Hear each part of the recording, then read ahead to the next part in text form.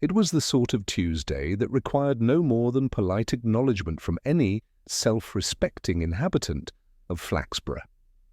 The market square was damp from an overnight drizzle that left the cobbles glistening in that particular half-hearted way that suggested rain without the inconvenience of puddles.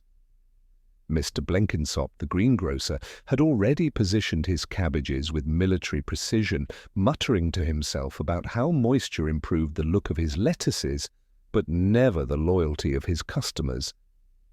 In the High Street, Miss Penrose, the postmistress, consulted her ledger with the air of a woman engaged in delicate diplomacy. Letters addressed to names she did not recognize sat in neat rows, each promising minor dramas entirely beyond the ken of ordinary folk.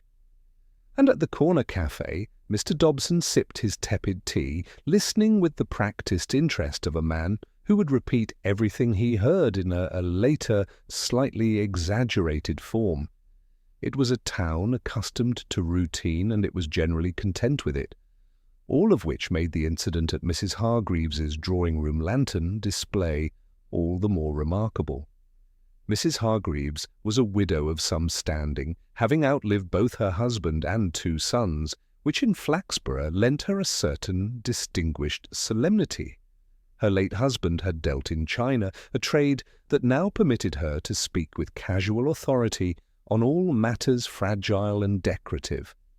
On this particular evening, she had invited a small group of neighbours to view her latest acquisitions, candles of every conceivable size, shape, and scent, arranged with a meticulousness that suggested she intended the display as both a social statement and a subtle reminder of her own elegance. It was, in short, an ordinary gathering of ordinary people engaged in ordinary chatter, until the moment the lights dimmed, the lanterns were lit, one by one, casting a warm, flickering glow that transformed the room's ordinary furniture into an almost theatrical set. Guests murmured appreciatively, and the atmosphere was one of gentle admiration, tinged with the faint jealousy peculiar to townsfolk accustomed to measuring themselves against each other in trivial ways. And then, with the abruptness of a page torn from a book, the drawing-room door banged open. A man, tall and unnervingly precise in his movements, stepped inside.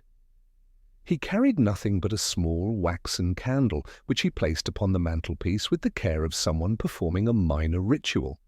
His eyes, dark and assessing, swept over the company. "Mrs. Hargreaves," he said, his voice a smooth intrusion, "I hope I am not too late."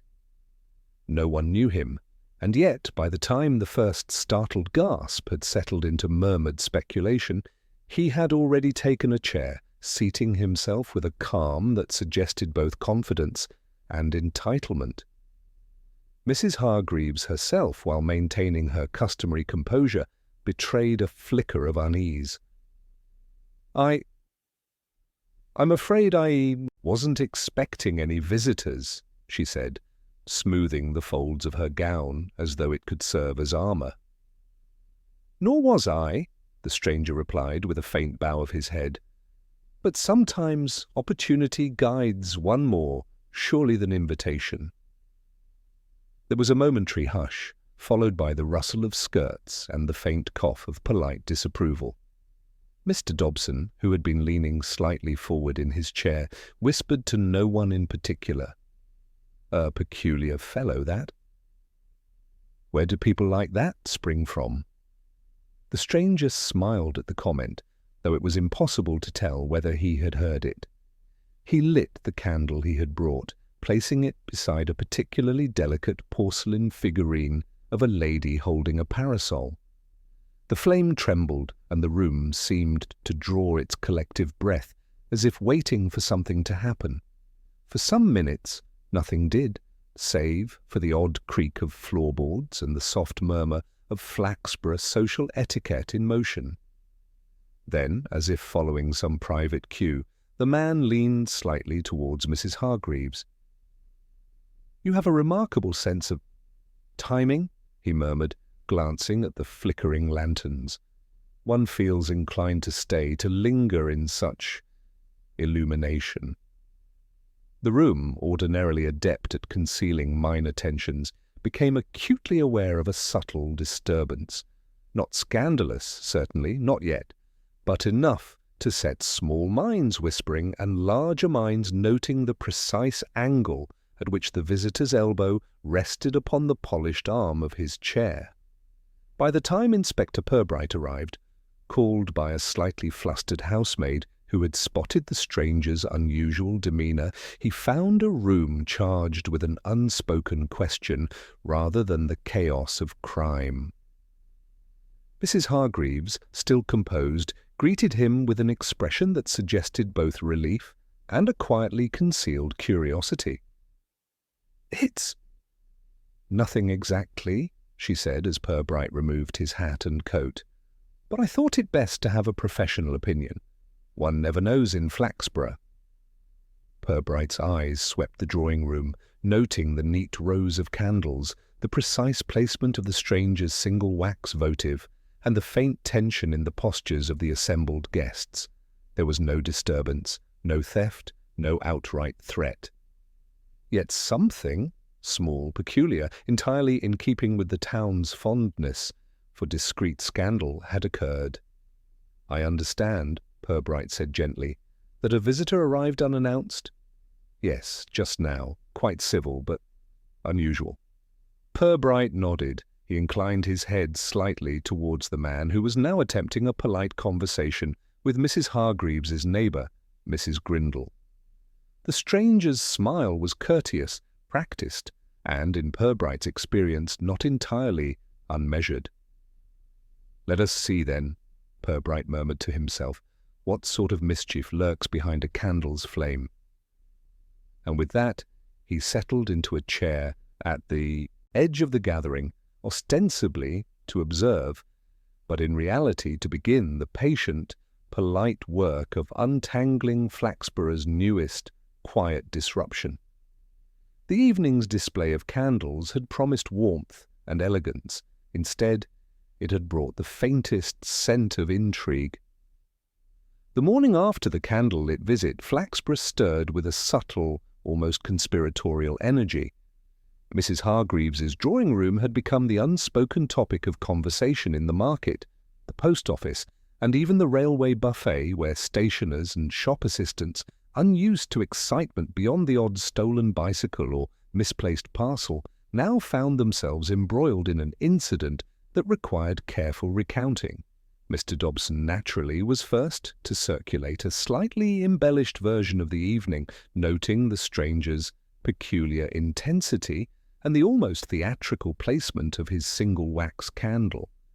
Mrs. Grindle, prim and precise, insisted that his manners were excessively civil, which in Flaxborough implied a suspicion that was socially delicate but morally certain. Even the cab drivers spoke of him in hushed tones, though no one had seen him again. The town, in short, had begun to breathe around this quiet disturbance, twisting the facts just enough to make them entertaining. Inspector Purbright arrived at the post office, ostensibly to check on routine correspondence, but chiefly to gauge the initial ripples of gossip. Miss Penrose greeted him with a mix of relief and mild curiosity. "It seems, sir," she said, balancing a stack of letters, "that half the town thinks he was a foreign spy, and the other half insists he is a distant cousin of some deceased nobleman." Purbright inclined his head with polite attention, though his mind catalogued the minor variations in each account. "And Mrs. Hargreaves herself?" he asked, curious not about her opinion, but about the tone in which it was delivered. "She insists he was perfectly civil," Miss Penrose replied, "but there is a hesitation, not fear exactly, more of a wondering what he intended." Such subtlety was precisely what Purbright valued. Human hesitation, small inconsistencies, and the careful placement of words often revealed more than loud accusations. He made a note to visit Mrs. Hargreaves again under the guise of routine courtesy, while also observing the minor, almost imperceptible shifts in her household.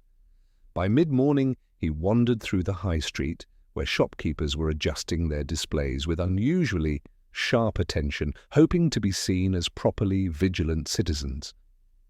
He overheard Mr. Blenkinsop discussing with the butcher the dangers of letting strangers into private homes.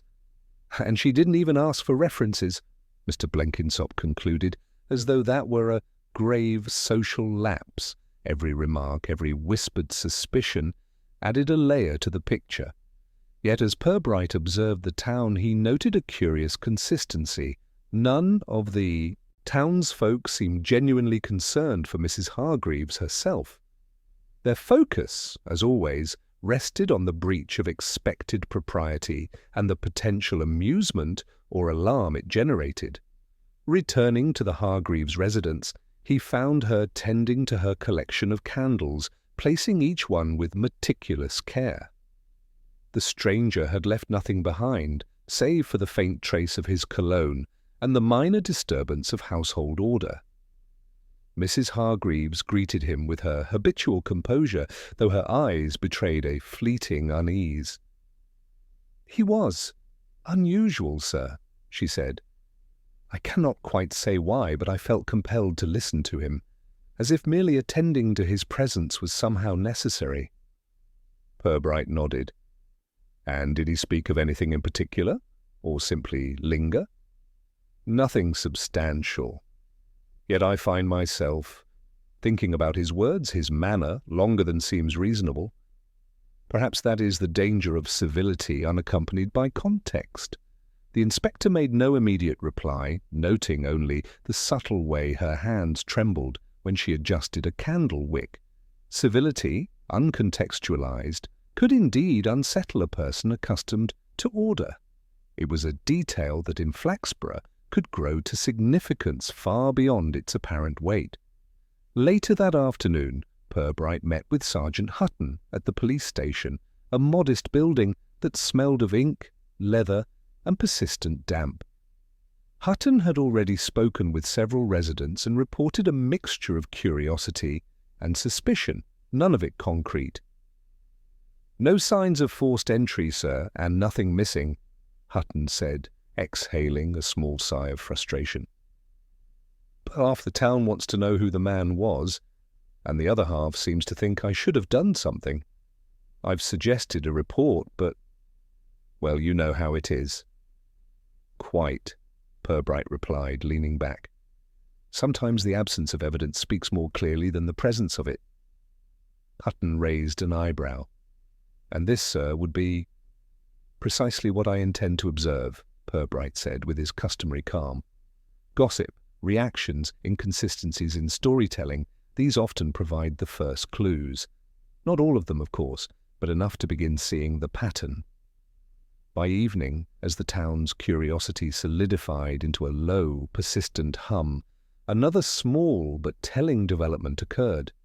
Miss Penrose reported a strange note left at the post office, written in a neat, almost ceremonious hand. "Do not worry about the candle. It was simply a light for those who appreciate it. You may keep it burning if you wish." No signature, no address. The handwriting was precise and careful, a curious echo of the stranger's comportment. Purbright took the note, considering it with quiet attention. A message so deliberately vague could mean many things or nothing at all. Yet the very act of leaving it in public, designed to be intercepted and circulated, suggested someone who understood Flaxborough's appetite for subtle disturbance. He folded the note neatly and returned it to the envelope. "Even a simple gesture," he murmured, "can provoke more questions than a loud declaration. Observation is required, not alarm." And so, with the evening drawing in, Purbright walked the familiar streets, noting the subtle changes in air and attitude. Candles were lit in windows, as if to honor or perhaps mock the previous night's visitor. Small talk carried the weight of whispered analysis, and somewhere, beyond the orderly facades, the flicker of human curiosity continued, drawing threads that only Purbright would follow with the patience and discretion that the town had come to expect, even if it did not yet understand the depths beneath the polite civility. The following morning, Inspector Purbright approached Mrs. Hargreaves's house with the measured air of a man whose presence was more a matter of courtesy than urgency. The town had by now settled into its habitual interest in the stranger, speculating with the polite energy of citizens accustomed to seeing one another as both audience and critic. The widow herself received him at the door, her expression composed, though her eyes betrayed a flicker of lingering unease. "Good morning, Mrs. Hargreaves," Purbright said, removing his hat. "I hope the day finds you well?" "Quite well, thank you, Inspector," she replied. Her voice was measured, perfectly pitched to suggest civility and calm, yet there was the merest trace of tension in the rise and fall of her words. "I trust the town has not made matters worse in my absence." "Only in the usual manner," Purbright replied, stepping into the hallway and noting the faint scent of lavender and wax. "Flaxborough has a talent for speculation." They moved to the drawing-room, where the candles from the previous evening still stood, their wicks trimmed and polished. Each one seemed a silent witness, its glow now moderated by daylight. Purbright observed the placement of the stranger's candle, still undisturbed, on the mantelpiece, and the faint indentation of his hand upon the polished arm of the chair. "Would you mind recounting, in as much detail as you can, his arrival?" Purbright asked. Mrs. Hargreaves settled herself with the dignity of a woman, trained in both loss and patience. He arrived just as the lanterns were lit. There was no announcement. He entered quietly, yet with a presence that demanded attention, though he never raised his voice. He brought with him only the candle you see, which he placed on the mantelpiece with care. He spoke to me and to my neighbours briefly, though I confess I cannot now recall the precise words. I remember only the impression they left, a suggestion of propriety, yet something unsettling beneath it. Purbright nodded slowly. "And his manner? Did anything in particular strike you as inconsistent or notable?" "I think," Mrs. Hargreaves said, after a pause, it was the steadiness of his gaze, the patience in which he regarded each object, each person. It was courteous, but not friendly, and that stillness, it made the air itself seem measured differently. A faint smile touched Purbright's lips. Such moments of quiet observation often revealed far more than hurried statements or overt accusations. He made a note to compare her account with that of the other guests, whose versions would likely carry their own distortions. He left the widow's home shortly after, stepping into the crisp morning air with a sense of deliberate purpose. His next visits were to those present at the gathering, each interview undertaken with patience and care. Mrs. Grindle, ever keen to demonstrate her own social acumen, spoke at length about the stranger's manners, insisting on his civility, yet betraying an undercurrent of disapproval at the deviation from expected conduct. Mr. Dobson predictably elaborated upon every possible angle, adding details that were either imagined or slightly distorted, though all of them useful in mapping the subtle tensions at play. Purbright listened without interruption, noting inconsistencies in tone, timing, and emphasis. In Flaxborough, the careful management of one's public persona was as telling as any physical clue. He recorded in memory rather than in paper the small hesitations, the unusual attentiveness to particular objects, and the faint, almost imperceptible signs of self-consciousness in those who prided themselves on composure. By mid-afternoon, he visited the railway buffet where Mrs. Hargreaves's gathering had already become an object of repeated discussion. The attendant, a young woman with keen eyes and an inclination to gossip, spoke freely. "People are very intrigued," she said, pouring tea with the care of someone observing etiquette as well as substance. "Some say he might be an art collector, others that he is a professional of some sort, but everyone agrees he is precise. Unnaturally so. Purbright nodded, making no immediate comment. The town's conversation was itself a resource. One learned not only what people said, but what they thought important to say. He noted the absence of fear in their voices, replaced instead by curiosity and a measure of social comparison. Returning to his office, he arranged the day's observations, tracing the subtle threads that bound together the witness accounts. One detail, almost trivial in its apparent weight, drew particular attention: the precise way in which the stranger had touched the candle and how Mrs. Hargreaves had responded. It was not the act itself, but the measured intent, the silent acknowledgement of propriety and disturbance simultaneously. By evening, he had compiled a mental map of the evening's events, the stranger's methodical movements, the choice of words and silences, and the delicate reactions of each attendee. In Flaxborough, as always, the undercurrent of social expectation and private curiosity proved as revealing as any more tangible clue. The night descended softly over the town, and Purbright sat by his own modest candle, reflecting on the day's work. There had been no overt crime, no alarm beyond the faint stir of polite intrigue. Yet something persisted, just beyond the reach of certainty, a presence that had passed through the town and left it subtly less predictable. He made a note to return to Mrs. Hargreaves to observe further and to continue interviews with discretion. For the first time, a pattern began to emerge in his mind, though it was only a skeleton of inference. There would be no rush. In Flaxborough, patience, observation, and gentle questioning revealed far more than haste ever could. As he closed his notebook and prepared to leave the office, Purbright allowed himself a small, private reflection. In a town devoted to propriety, civility could be both weapon and revelation. The man with the candle, as modest as the gesture seemed, had introduced a complication that would require all of his patience and delicacy to unravel.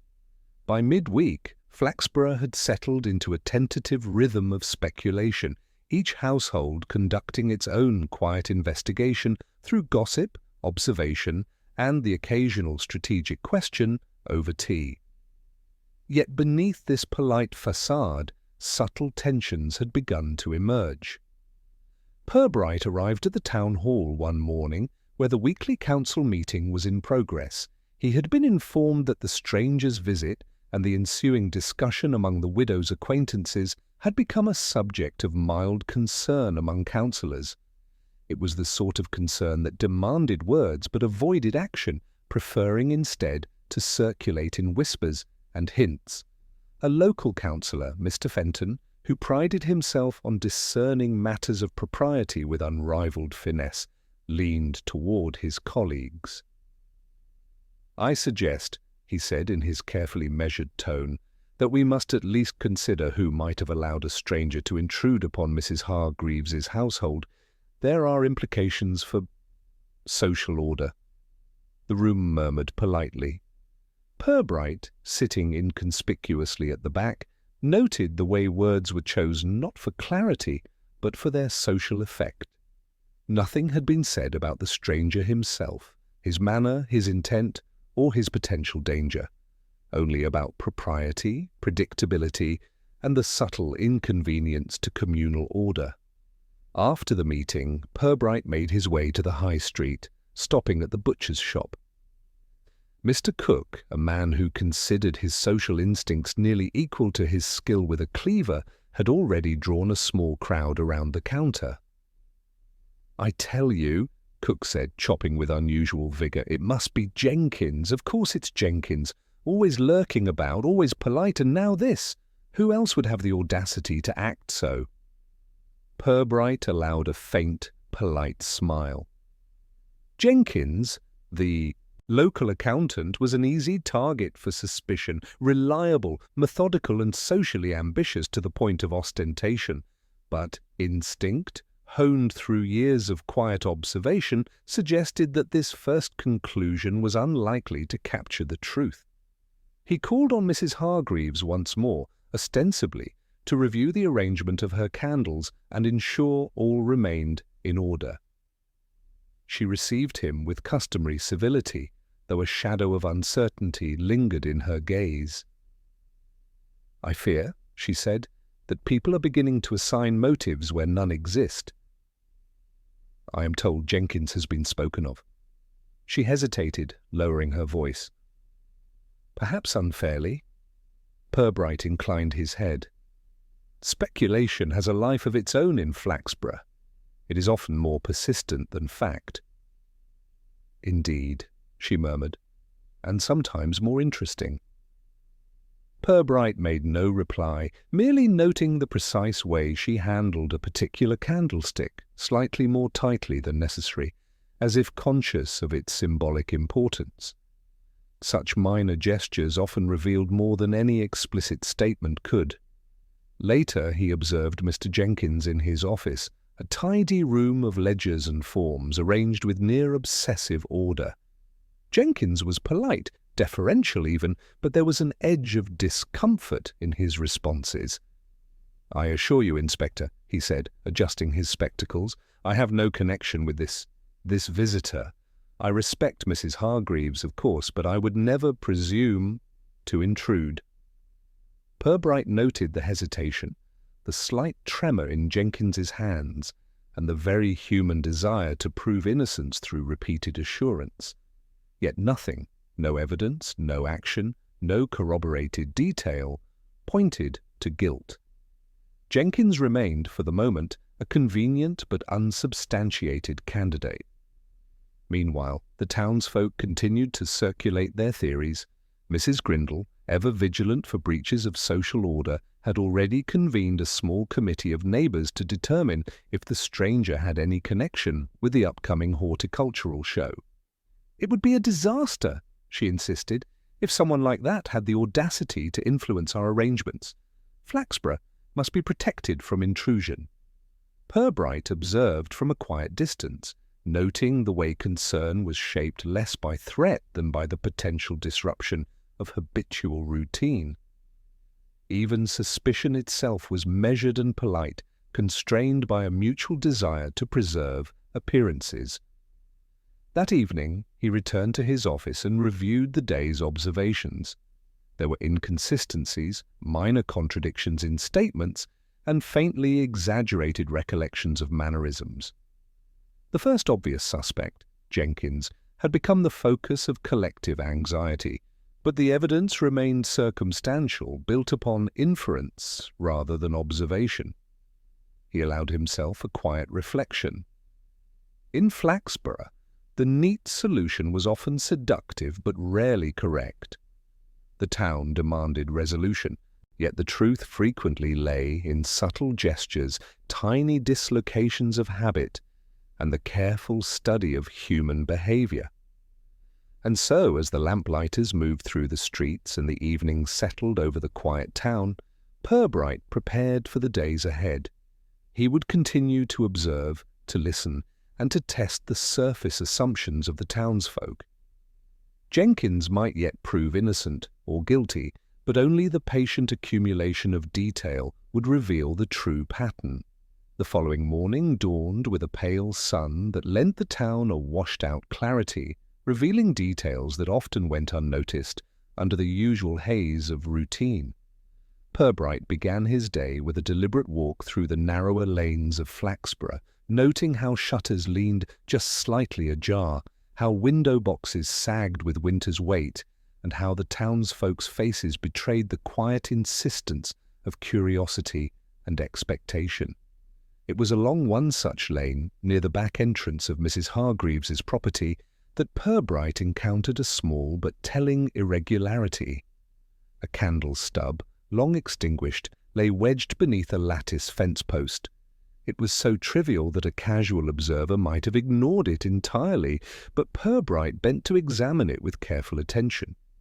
The stub bore marks consistent with deliberate placement rather than accidental discard, and faint traces of wax suggested it had been carried for some distance. He pocketed the evidence with polite deliberation, noting the faintest residue of what smelled like imported beeswax.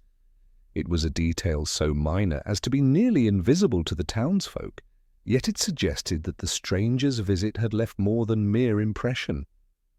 Someone had handled a candle with purpose outside the drawing-room, a fact both subtle and unsettling. Later he returned to the widow's house under the guise of casual inquiry. Mrs. Hargreaves, accustomed to his visits, welcomed him with cordiality and a carefully modulated calm. "Inspector," she said, "I'm afraid my curiosity is becoming troublesome. I cannot help wondering why a man would enter unannounced and linger with such civility." Purbright inclined his head. "It is often the ordinary gestures, Mrs. Hargreaves, that conceal the extraordinary."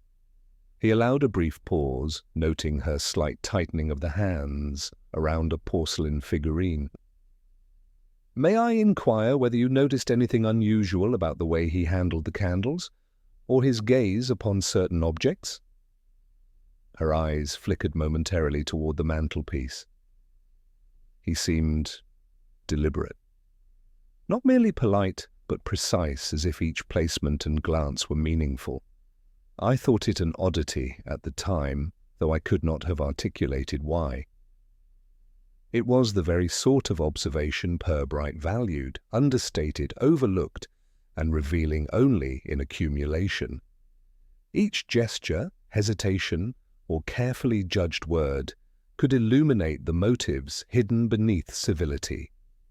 By mid-morning he visited the town library, a modest but orderly building where Miss Larch, the librarian, presided with the calm authority of one accustomed to both order and small eccentricities. It was she who first noted a discrepancy in the evening's retellings.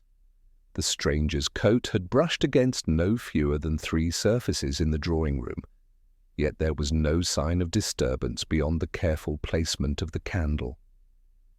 "Most peculiar," she said, arranging a stack of periodicals. "It is as if he respected each object as though it were sacred, yet chose to leave a trace elsewhere, like a whisper hidden in plain sight." Purbright inclined his head thoughtfully. Such an observation, trivial to the untrained eye, added another layer to the evolving picture. The stranger's movements were deliberate, almost ritualized, and yet calculated to provoke minimal disturbance. In Flaxborough, the subtle intrusion mattered far more than any overt violation.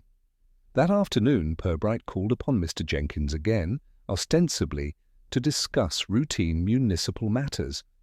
He observed the accountant's habitual neatness, meticulous arrangement of ledgers, and the faint tremor in his fingers when asked about minor discrepancies in his schedule the previous evening. "You continue to insist upon your innocence?" Purbright asked politely, resting a hand on the edge of Jenkins's desk. "Indeed, Inspector," Jenkins replied, his voice steady but tinged with unease. "I had no involvement. I was attending to my books precisely as I always do. You must believe me." Purbright's eyes noted the careful balance between truth and fear, observation and self-presentation. In Flaxborough, such subtleties were as telling as any physical clue, revealing the town's hidden currents beneath the polished surface of civility. As the day waned, a new development emerged. The town florist, Mrs. Brindle, mentioned in passing that one of her rare candles, a beeswax taper she had reserved for special occasions, had gone missing for a brief interval the previous evening, only to reappear in a location that suggested deliberate handling. "It is trivial," she insisted, "and yet not entirely ordinary. I leave nothing unattended, and yet it seems someone found it of interest." Purbright noted the coincidence with quiet satisfaction. The trace of beeswax beneath the lattice, the deliberate placement in Mrs. Hargreaves's drawing-room, and the brief disappearance from Mrs. Brindle's shop, all were consistent with a measured, purposeful pattern. He allowed himself a small, private smile. The trivial often proved more revealing than the dramatic. By evening, he returned to his office, arranging the day's observations in mental order. The stranger's visit had been marked by civility, precision, and subtle disruption.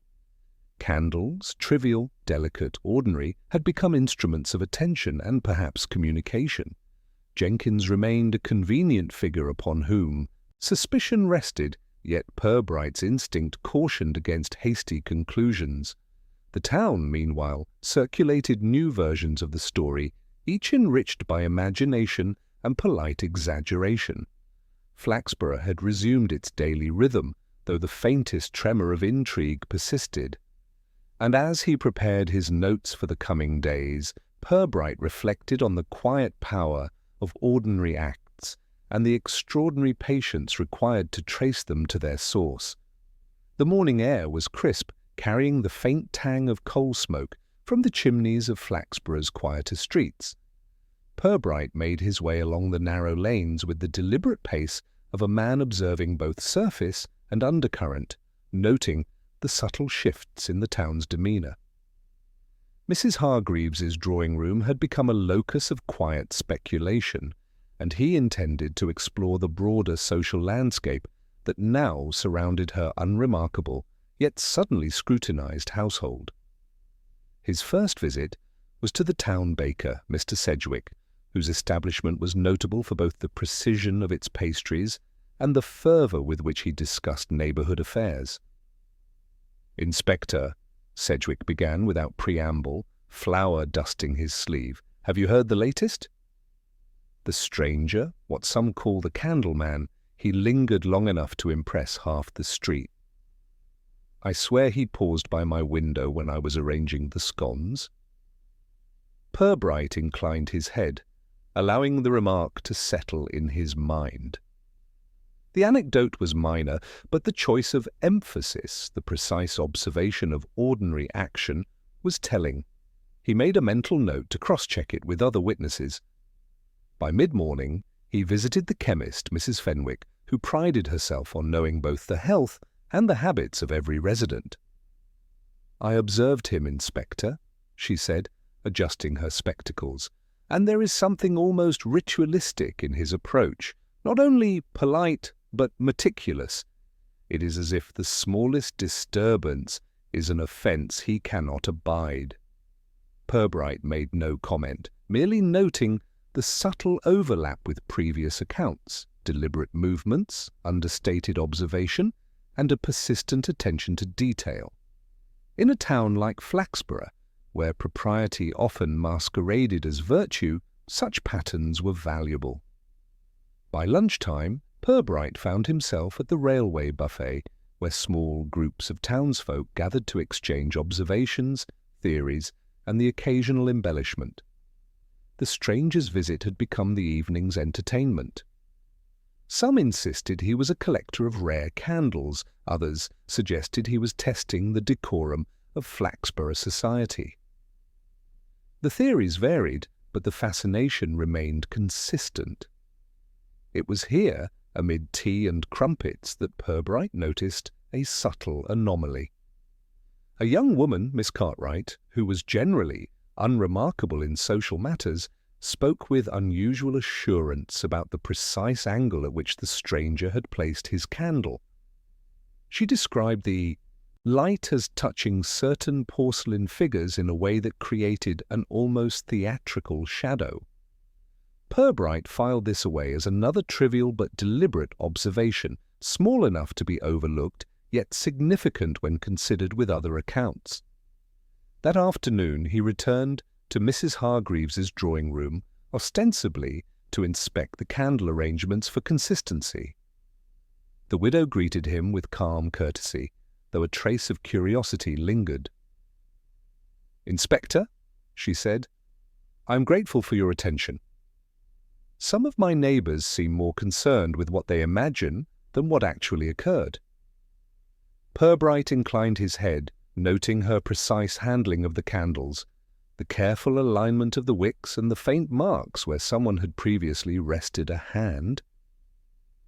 "It is often the imagined details, Mrs. Hargreaves, that provoke the most persistent questions," he replied. "Yet there is value in observing what is real as well." Later he called upon Mr. Dobson, whose enthusiasm for speculation was matched only by his inability to suppress it. "I saw him," Dobson said, leaning over his kitchen table, "moving with remarkable precision. One would think he had memorized the position of every object in every room of the street. It was uncanny." Purbright listened, noting the exaggeration in tone, yet attentive to the kernel of truth within the account: precision, deliberate movement, and an attention to detail that bordered on ritual. By evening, the inspector returned to his office, reviewing the accumulated observations. Each trivial act, the placement of a candle, the momentary pause by a window, the faint trace of wax outside the drawing-room, formed a pattern of deliberate subtlety. Jenkins, the first suspect, still lingered at the edge of communal suspicion, yet nothing suggested his involvement in these careful, quiet intrusions. It was in these moments of reflection that Purbright recognized the deeper complexity of Flaxborough life. Beneath the town's polite routines, beneath its obsession with propriety, there existed a layer of calculated subtlety where minor gestures could signal intent more clearly than overt action. The stranger, he realized, had introduced a thread into the fabric of the town, one that would require patience, observation, and the gradual accumulation of detail to unravel. The day closed with a thin winter light casting long shadows along the high street, and Purbright, seated by his modest desk, allowed himself a private observation. In a town devoted to civility, the quiet manipulation of ordinary objects could be far more revealing than the loudest scandal. He made careful notes of what he had seen, readying himself for the next day's inquiries, when even more layers of the town's secretive social life might reveal themselves. The following morning, Flaxborough awoke to a faint, unusual chill which seemed to settle over the high street as if the town itself were holding its breath. The quiet anticipation was punctuated by the arrival of news that would disturb the carefully cultivated equilibrium, a second, unexpected incident. It was Mrs. Brindle, the florist, who first alerted the authorities, her voice taut with polite alarm. One of her prized beeswax tapers, distinctive for its unusual scent and precise manufacture, had vanished from its display. Yet more peculiar, it had reappeared that afternoon in the small recess of the market fountain, upright, unbroken, and untouched by either soil or water. The incident was minor, of course, but it carried the faintest whiff of deliberate intent. Purbright arrived promptly, greeted by Mrs. Brindle's anxious expressions and the curious gathering of townsfolk.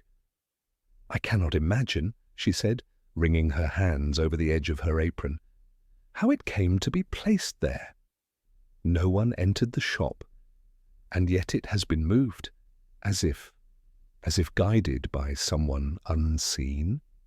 He examined the scene with his characteristic calm, noting the taper's exact placement in the shallow basin, the faint residue of wax still clinging to the base, and the minor scuff marks on the fountain's stone edge. Every detail suggested careful handling rather than a careless prank. "Who might have observed this?" he asked politely. "No one, Inspector. I assure you the square was empty at the time," she replied, her voice barely containing its curiosity. "Yet the candle is here, where it should not be." Purbright considered the implications. A second deliberate movement of a candle, minor though it was, suggested that the stranger, or someone of similar intent, was more interested in the symbolic potential of these objects than in any conventional mischief. Flaxborough's citizens, he knew, would perceive significance in proportion to subtlety, and someone had evidently calculated this with care. Later he visited Mr. Jenkins once again, under the pretext of routine municipal discussion. The accountant was visibly unsettled, aware that suspicion, though unconfirmed, was beginning to accrue weight around him. "Inspector," Jenkins said, "I assure you I had no involvement. These candles, these trivial objects, I would not touch them." Purbright inclined his head, noting the consistency in his denials and the faint tremor when his gaze flicked toward the window, perhaps imagining the scene in the market square. The pattern of deliberate handling was still unconnected to any resident, yet it demanded closer scrutiny. As he walked through the high street later that afternoon, he observed the townsfolk's reactions with careful attention. Miss Cartwright, standing by the window of the library, remarked to a passing acquaintance, "One would think the candles themselves were conveying a message, if only one knew how to read it." Her voice carried the mixture of fascination and polite apprehension that Flaxborough citizens mastered so well. Purbright noted her phrasing, the way she gestured to the taper in its unusual location. It was, in small yet telling ways, confirmation that the second incident had achieved its intended effect, drawing attention without causing alarm, provoking curiosity without overt fear. Returning to his office, he reviewed the day's observations. The two incidents, the drawing-room placement and the market fountain, formed a pattern of subtle disturbance, each minor act calculated to engage the town's social machinery rather than to cause harm. Jenkins remained a convenient focus for suspicion, yet Purbright's growing intuition suggested otherwise. By evening, he reflected on the broader implications. The stranger's interventions were delicate, precise, and deeply social in their effect, targeting the town's fascination with propriety and order. In Flaxborough, civility itself was a tool as sharp and revealing as any accusation. And yet, even as he catalogued these patterns, he recognized that more subtle cues would be required to unravel the mystery. The town's gossip, the minor gestures, and the careful handling of ordinary objects were the threads that would, in time, lead to clarity. Patience, as always, was essential. As night fell, he closed his notebook, allowing the quiet warmth of the lamplight to illuminate the precise order of the day's observations. The second incident had shifted the investigation, complicating assumptions about the first suspect and expanding the field of inquiry. The town would continue to whisper, to speculate, and to observe, while he prepared to trace the subtle, deliberate actions that lay beneath the polite surface of Flaxborough life. That evening, Purbright sat alone in his modest office, the streets of Flaxborough quiet, except for the distant clatter of a closing bakery shutter and the occasional hoofbeat of a passing cab. The day's developments, the second incident with the beeswax taper, and the subtle reactions of the townsfolk had presented him with a delicate puzzle, one whose resolution depended more on human behavior than on tangible evidence. He reflected upon the various accounts, considering not only what had been said, but the way it had been said. Mrs. Hargreaves's carefully measured recounting of the stranger's visit, Miss Cartwright's fascination with the taper's placement, and even Jenkins's polite but nervous denials, all formed a constellation of minor truths, some glaring, others almost invisible. Human nature, he considered, was an instrument as complex as any mechanical device he had encountered in his long career. People acted in ways dictated by habit, propriety, and subtle self-interest, often without recognizing their own motives. The stranger, by contrast, had moved with deliberate purpose, engaging the town's social instincts as though conducting a quiet experiment. Purbright allowed himself a brief smile at the thought. Flaxborough, so devoted to appearances and small hierarchies, had become a stage for subtle provocation. Each citizen's response revealed as much about them as it did about the intruder. Observation, reflection, and patience would be required in equal measure. He considered Jenkins once more. Polite, methodical, and socially ambitious, he remained the convenient figure for suspicion, yet nothing tangible linked him to the placement of candles or the minor disturbances. The first impression of guilt, the neat narrative the town preferred, was likely a social reflex rather than an insight into reality. Flaxborough's obsession with propriety also offered clues. Every gesture of alarm, curiosity, or speculation was filtered through the lens of civility. The stranger had relied upon this filter, introducing minor anomalies, a candle moved here, a wax stub left there, to provoke thought without confrontation. It was a quiet manipulation of the ordinary, a method of inquiry that required a subtle understanding of communal psychology. As he sipped his evening tea, Purbright reviewed the details again.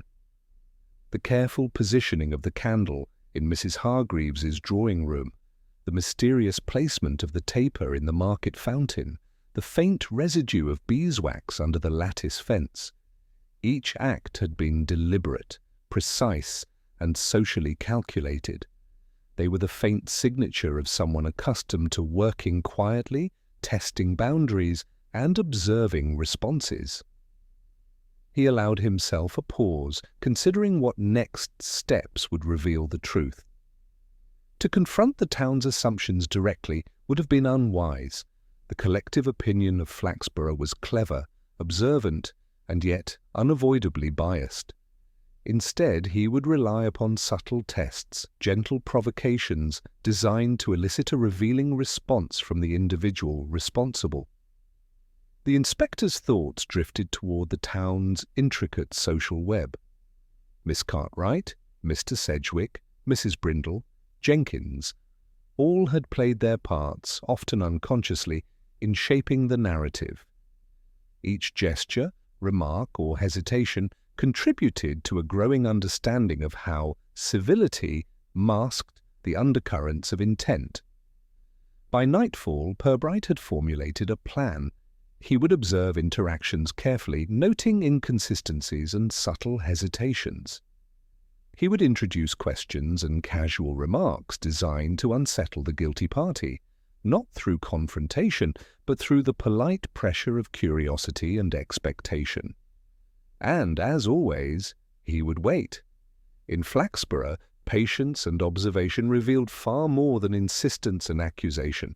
The town, with its devotion to proper conduct and social hierarchy, would itself illuminate the truth if one only knew where and how to watch. The lamplight softened the edges of his office, highlighting the careful rows of papers and notebooks. Purbright leaned back, considering the elegance of the invisible pattern. Candles, civility, and human instinct were all threads in a tapestry he had begun to discern. It was a delicate pattern, and he intended to follow it with precision. The following morning, Flaxborough began its day with the usual quiet efficiency. Shutters opened with precision, shopkeepers arranged their wares with meticulous care, and the scent of freshly baked bread drifted down the high street. Yet beneath this ordinary facade, Purbright was preparing a subtle test, a polite, indirect maneuver intended to observe reactions and draw the truth into view. He began with a visit to the library, where Miss Cartwright had proved unexpectedly insightful regarding the stranger's deliberate movements. "Good morning, Miss Cartwright," he said, inclining his head. "I hope you slept well after your careful observations of the taper in the fountain." Her eyes widened slightly at the reference, betraying more attention than her words conveyed. "Yes, Inspector, it was intriguing to see it placed so precisely." "Indeed," he replied calmly, allowing the remark to linger. "One can learn a great deal from observing the handling of small objects, particularly when they seem to be conveying an intention without words." Miss Cartwright's response, a slight tightening of her fingers around the library ledger, was a small but telling reaction.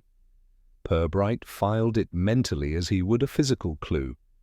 The careful observation of behavior, he reflected, often revealed more than inquiry alone. Next, he visited Mrs. Brindle at the florist. "Good morning, Mrs. Brindle. I trust your beeswax tapers have remained in their usual order."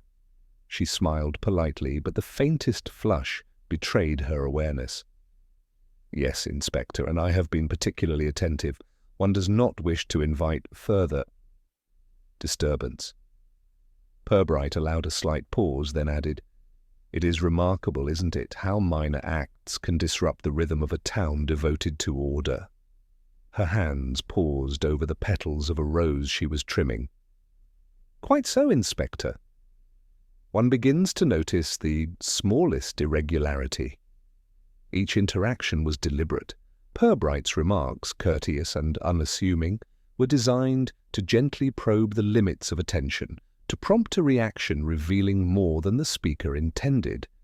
By afternoon, he called upon Jenkins once more, this time under the guise of routine discussion about municipal ledgers. "Mr. Jenkins," he said, glancing over the neat rows of books, "I have been reflecting on the placement of the candles. It seems almost as if someone wished to draw attention without causing alarm. One wonders how ordinary people might react to such precision." Jenkins adjusted his spectacles, the faint tremor in his hands betraying his discomfort. I cannot imagine anyone behaving so," he said, carefully enunciating each word. "It is remarkable, yes, but I had no involvement. I was merely attending to my accounts, as always." Purbright allowed a subtle pause, noting the carefully measured phrasing and the slight avoidance of direct eye contact. Such hesitations, he knew, were often the most revealing evidence of all. Later he returned to Mrs. Hargreaves's drawing room, ostensibly to inspect the candles once more. She received him with her usual calm, though the shadow of curiosity lingered in her gaze. "Inspector, you are most attentive. I trust you find everything in order?" "Everything is in order, Mrs. Hargreaves," he replied gently, though one cannot help noticing how minor gestures, such as the placement of a taper, can provoke a surprising level of attention. She nodded, her hands resting lightly on the edge of the mantelpiece. "Yes, it seems trivial, yet it carries weight, does it not?" Indeed, Purbright reflected, it did. He had now seen the pattern extend across multiple households, each minor anomaly eliciting curiosity, speculation, and subtle disturbance. The town itself had become an instrument for revealing the truth. That evening he compiled his observations. The taper in the fountain, the stub beneath the lattice, the deliberate care in Mrs. Hargreaves's drawing-room, and the reactions of the townsfolk to his gentle remarks. Each detail was another thread in the tapestry, drawing the invisible lines closer to the source. Purbright's test had been methodical and polite, designed to provoke insight without confrontation. He allowed himself a quiet satisfaction. The guilty party, he believed, had revealed themselves not through confession, but through the precise patterns of reaction, hesitation, and subtle self-consciousness. The town, as always, continued its quiet routines, oblivious to the invisible web of observation that had ensnared the truth. And as Purbright closed his notebook, he reflected once more on the elegance of human behavior, the power of civility, and the remarkable clarity that could emerge when patience and subtlety guided the investigator's hand. The following morning, Flaxborough presented its usual quiet façade, each shop front carefully arranged, shutters angled, to admit just enough light, and the faint hum of polite conversation drifting along the high street.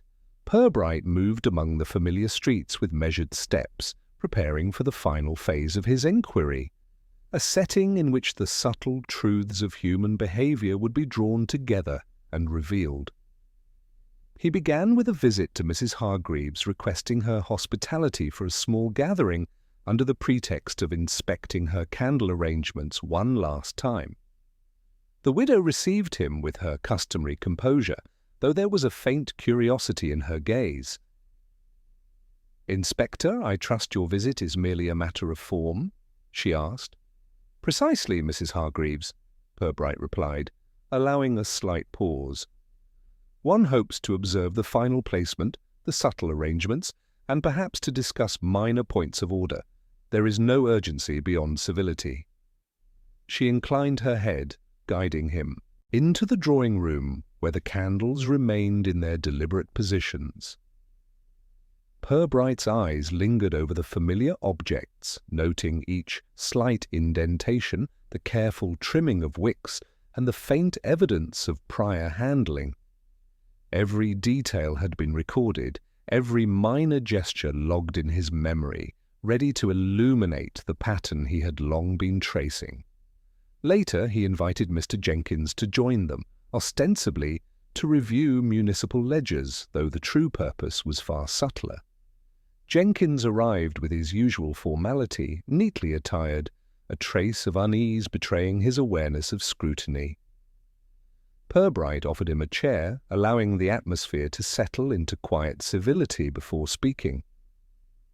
"Mr. Jenkins," he began, "I have been reflecting on recent events, the subtle placement of candles, the reactions they provoked, and the manner in which our town responds to minor disturbances. It is remarkable, is it not, how ordinary objects can convey intention without a single word?" Jenkins adjusted his spectacles, his hands resting lightly on the polished surface of the desk. "Yes, Inspector, remarkable indeed," he replied, careful with every syllable. Yet the slight tightening of his fingers betrayed the unease beneath his composed exterior. Purbright allowed a brief silence to hang, giving Jenkins time to consider, to internalize the gentle pressure of observation and expectation. Then he continued, "We often presume that overt action reveals intent, yet in Flaxborough the subtler gestures are often more telling. One's behavior under polite scrutiny can illuminate what the lips conceal." The accountant shifted slightly, a faint flush coloring his otherwise pale complexion.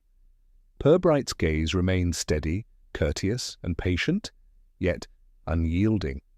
At this moment Mrs. Hargreaves interjected, her voice perfectly modulated. "Inspector, I believe we have both learned much from this, perhaps more than we had anticipated. Subtlety has proven instructive." Indeed, Purbright thought. Subtlety had drawn the truth into view. He now recounted with gentle clarity the series of deliberate acts that had punctuated the past week. The careful placement of the candle in the drawing-room, the wax stub beneath the lattice, the taper in the fountain, and the reactions of the town's inhabitants to minor disturbances. Each gesture, each pause, each minor irregularity had been intentional, orchestrated with civility as both shield and instrument. He finally turned to Jenkins, speaking with polite firmness. "It is evident, Mr. Jenkins, that your involvement lies not in the execution of these acts, but in the careful observation of the town's response. Your repeated insistence upon order, your attention to minor detail, and your awareness of propriety have allowed the real instigator to act unnoticed, drawing attention while maintaining distance from the deeds themselves." Jenkins's face paled further, comprehension dawning in measured stages. I had thought," he began, then faltered, realizing the gentle culmination of Purbright's patient investigation. "The pattern," Purbright continued, "was never random. The minor acts, trivial though they appeared, were designed to provoke observation, to engage the social instincts of Flaxborough's citizens. And yet it is the interpretation of these acts, the human responses, that reveals the underlying truth. One must observe without presuming and allow the ordinary to illuminate the extraordinary." A faint nod passed between Mrs. Hargreaves and Purbright, and the quiet civility of the room resumed. The lesson of the past days, the subtle power of minor actions, the elegance of patience, and the acuity of observation was now apparent to all present. Flaxborough, as always, had been a stage for quiet revelation. The town's social instincts, honed over generations of propriety and measured behaviour, had unveiled the truth not through confrontation, but through the disciplined observation of minor irregularities and human responses. Purbright allowed himself a small, private satisfaction. The threads of subtlety, civility, and human behaviour had been traced to their source, and the pattern now lay clear. The town, with its habitual devotion to appearances, had revealed more than any witness testimony or hurried accusation ever could. The morning of the final gathering dawned clear and cold, with Flaxborough's streets dusted lightly in frost. There was an unusual hush about the town, a quiet anticipation that spoke of minor speculation carried too far in the polite corridors of curiosity. Purbright arrived at Mrs. Hargreaves's drawing-room with his usual measured pace, prepared to bring the investigation to its calm and civil conclusion. Mrs. Hargreaves greeted him with her customary composure, placing her hands neatly upon the edge of the mantelpiece. "Inspector, shall we proceed?" she asked, her voice carrying that subtle mix of civility and understated curiosity that Flaxborough citizens mastered so well. "Indeed, Mrs. Hargreaves," Purbright replied, gently, seating himself across from her. "We have observed much in the past week, and I believe the time has come to consider the pattern that has emerged: minor acts, deliberate gestures, and the human responses they provoked." He gestured lightly toward the candles arranged across the mantel, each positioned with care. "These objects, trivial in appearance, have been instruments of observation, designed to draw attention while remaining understated. Their placement, the faint residue left behind, and the minor anomalies introduced into your household and public spaces were all calculated to provoke reflection and reveal intent."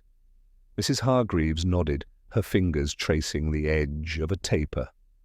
"I noticed them, Inspector, and found their precision unsettling in a quiet sort of way." "Precisely," Purbright said, inclining his head. "Unsettling not because they harmed, but because they engaged the town's social instincts, eliciting reactions that revealed much more than the acts themselves. Every glance, every minor hesitation, every polite remark was observed and recorded by the person responsible." He allowed a moment's pause, letting the calm of the room underscore his words. "The first suspect, Mr. Jenkins, was a convenient focus for suspicion. His attention to order and propriety, his consistent presence within the town's social rituals, made him an easy target for conjecture. Yet it was precisely his observant nature and insistence on civility that allowed the true instigator to operate unnoticed." Jenkins, seated politely nearby, swallowed lightly, sensing the careful precision of Purbright's reasoning. He had been involved only in observation, not action, and now the pattern's elegance became apparent. Purbright continued with gentle firmness. "The real instigator is one who understood the town's habits intimately, who moved with civility and precision, and who relied upon the town's own social mechanisms to reveal the truth. Each minor act, the placement of candles, the wax stub beneath the lattice, the taper in the fountain, was designed to engage the collective attention of Flaxborough, drawing insight from the very order it seemed to disturb." He leaned back slightly, observing the reactions of all present. Mrs. Brindle's hands rested lightly upon a bouquet of roses, her eyes reflecting understanding. Miss Cartwright's fingers tightened slightly around her ledger, revealing the quiet thrill of recognition. Even Jenkins, for all his polite concern, now comprehended the orchestration that had unfolded around him. "The lesson," Purbright concluded softly, "is that civility, observation, and minor gestures can reveal more than overt action or accusation." Flaxborough has once again demonstrated that ordinary routines, minor curiosities, and the subtle instincts of its residents form a pattern that, when read carefully, illuminates the extraordinary. It is a reminder that patience and discretion are as revealing as force or urgency. A gentle silence followed, punctuated only by the faint ticking of a mantel clock. Each person in the room reflected on the past week, the minor disturbances, the deliberate placements, and the quietly revealed truths that had unfolded without spectacle or melodrama. The town's rhythm, its devotion to civility, and the careful observation of minor irregularities had been sufficient to illuminate the truth. Purbright allowed himself a faint, private satisfaction. The investigation had reached its conclusion through patience, subtlety, and the disciplined observation of human behavior, the very instruments that had guided him from the outset. As the morning light fell across the drawing room, the candle's gentle glow emphasized the delicate precision of their placement.